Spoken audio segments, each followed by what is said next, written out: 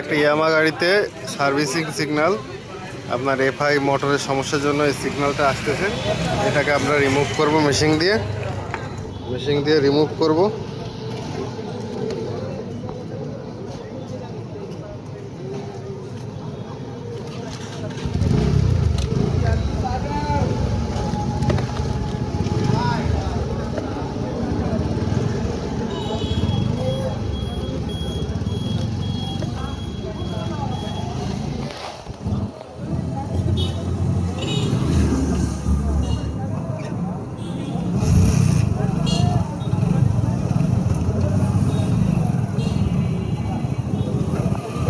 দেখেন চলে গেছে, এখন রিমুভ করে দিচ্ছে, এখন চলে গেছে।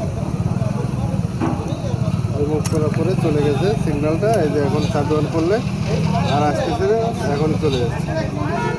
স্টার্ট করলে